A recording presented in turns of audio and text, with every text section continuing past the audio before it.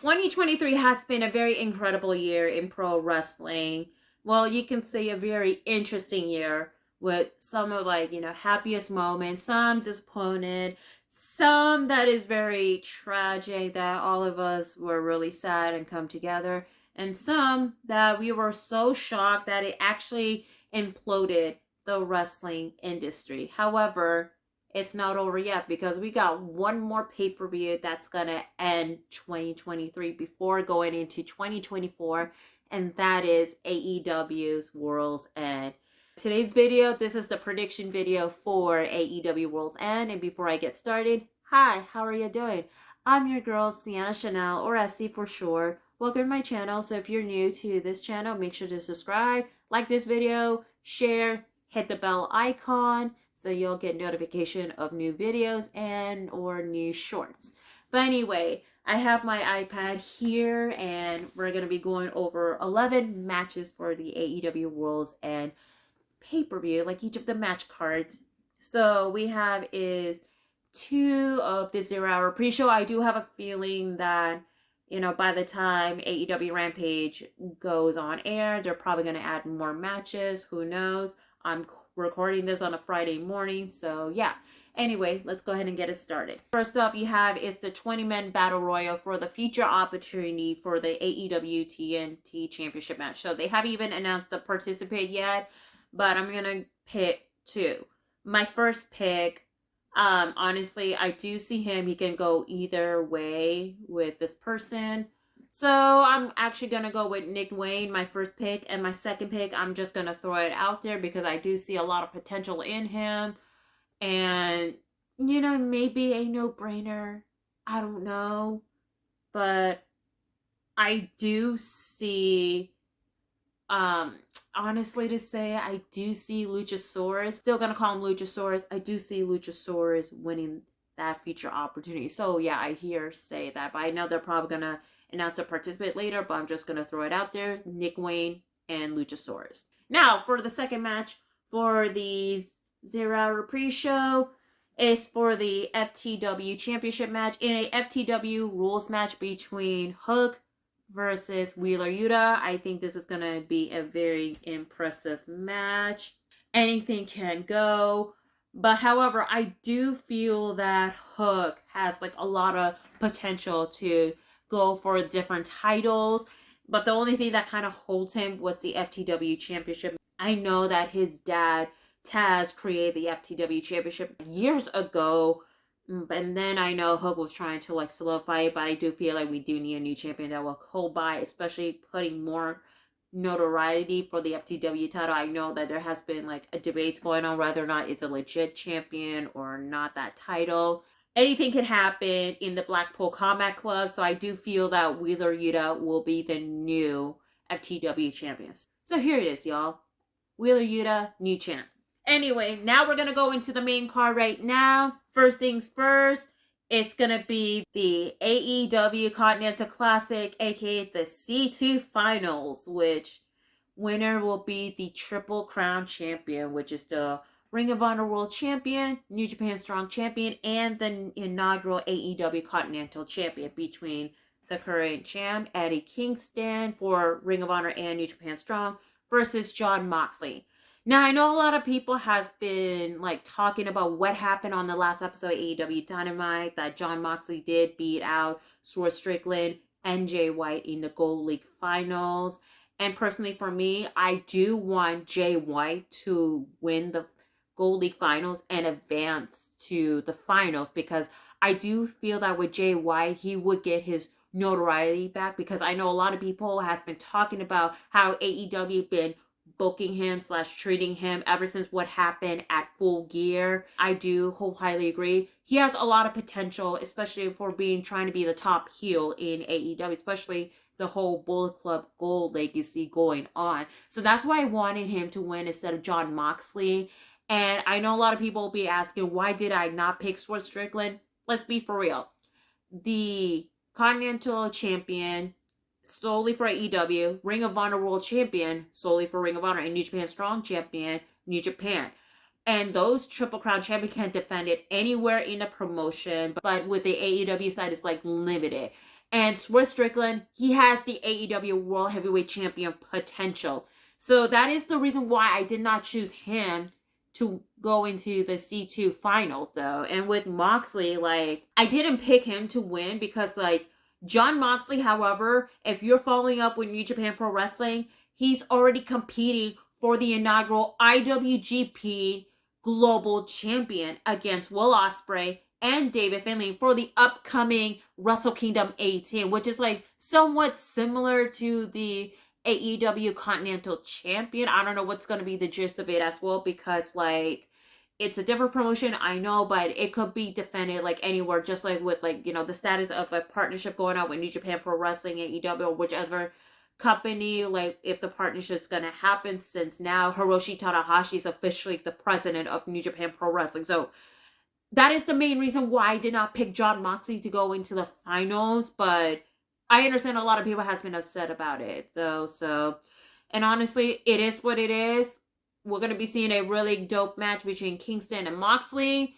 But for me, for my official pick, I'm going with Eddie Kingston to retain both titles and becoming the inaugural AEW Continental Champion to be the Triple Crown Champion. So there's that. Next up is the AEW TBS Champion between the current champ Julia Hart versus Abaddon. And before I get started, Abaddon's pronoun is they, them, so I am going to be saying the proper pronoun. But anyway, Abaddon made their return back in October, and I'm so happy that they're back. Like, we haven't seen Abaddon in like almost a year. Like, what? And I'm happy that AEW is actually pushing them to try to, like, you know, get booked more often, especially with the storyline. And I'm so happy for Abaddon getting that opportunity. Julia Hart, however, she has been an incredible champion. I'm super happy that she won that TBS Women's Champion at Full Gear.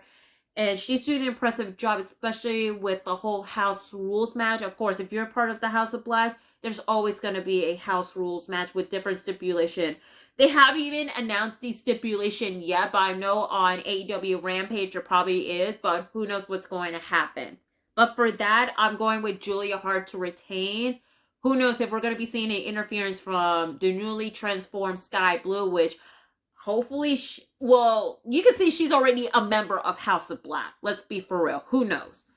But anything can happen. And regarding with Abaddon, I mean, I don't mind seeing Abaddon aligning with Julia and Sky Blue.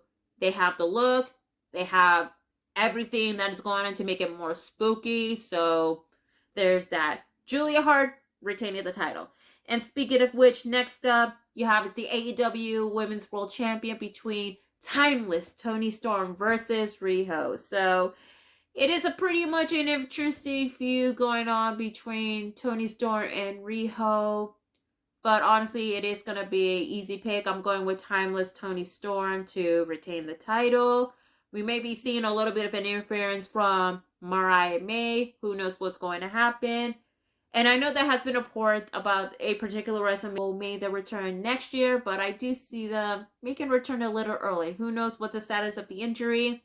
And I'm talking about Jamie Hayter. But we'll find out soon enough. Anyway, next up you have is the 8-man tag team match between the team of Big Bill and Ricky Starks alongside the Don Callis family, which is Kyle Fletcher and Powerhouse Hobbs, versus Sting, Darby Allin, and of course the reuniting of Les Mex God, Chris Jericho, and Sammy Guevara. I cannot say the other word because, like, YouTube, of course, the whole, like, you know, policy, whatever. But yeah, Chris Jericho and Sammy Guevara finally reunited. Originally was supposed to be the AEW World Tag Team Champion between Big Bill and Ricky Starks, they're the current champ, against the Golden Jet, Chris Jericho, and Kenny Omega. But unfortunately, Kenny Omega has like a medical condition and he is out indefinitely. So sending, you know, speedy recovery, prayers, vibes to Kenny Omega along the way. And so now that the match changed to an 8-man tag team match, Sammy Guevara is no longer with the Don Callis family, since Sammy Guevara did make his return from his injury and his paternity leave as well. And everything has been pretty chaotic on the last episode of AEW Dynamite. And it was pretty unexpected seeing Sting and Darby Allin helping out Lishmesh God too. But very interesting. I know it's just put together the last minute due to the circumstances that's happening. But for my pick of this, I'm going to go with Sting, Darby Allin, and Lishmesh God to win. Anyway, next up is the AEW TNT Championship match in a no DQ match between the current champ, make sure to hide your dads and grandpas, Christian Cage versus Adam Copeland. And this has been the feud in the making since Adam Copeland made his AEW debut back in October. And y'all, I'm here for it though. And even though I did say about my 2 previous picks, but I doubt they'll be in a battle royal, I'm going with Adam Copeland to be the new TNT champion. There's going to be a lot of opportunities going on, especially like, you know, anyone that can face Adam Copeland. It would be like, you know, their personal dream match. Who knows what's going to happen. So that's why I'm going with Adam Copeland to become the new TNT champion. Next up, we have the singles match between Swerve Strickland versus Keith Lee. Long-term story in the making. Swerve and Keith Lee. It is a hard pick to choose. Honestly, to say, I hate to say this, I'm going with Keith Lee to be Swerve Strickland. I think that it's just, you know, Swerve helping out Keith Lee just to put him over for the W. But if Swerve beat Keith Lee, I'm totally cool with it as well too. It can be like an either or type of situation since they both have history, you know, being the AEW World Tag Team Champion, the feud that has been long term or short term. But this is going to be the end all be all though. So I'm going with Keith Lee. So yeah. Anyway, next up you have another singles match between Miro versus Andrade Alito. First of all, sending much love and speedy recovery to CJ Perry. I know she's been recovering from an infection she's been dealing with. So sending much prayers, love and light to her.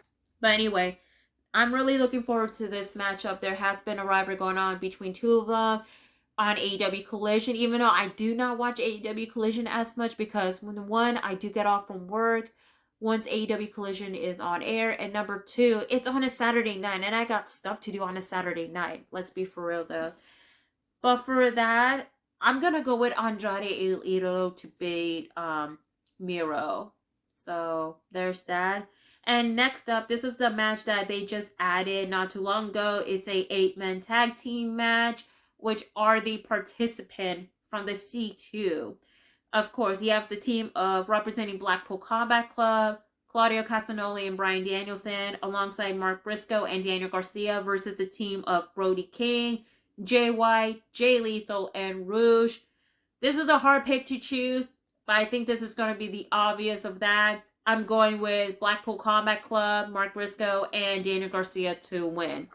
And for the main event match, of course, AEW World Champion MJF, the current champ, versus Samoa Joe. The feud has been going on in the long term. They cannot get along, especially when they were trying to team up for the ROH Tag Team Champion. You know, Samoa Joe filling in for Adam Cole and all that. And I hate to say it, I'm really sick and tired of this whole, like, devil storyline going on. It should have ended at Full Gear.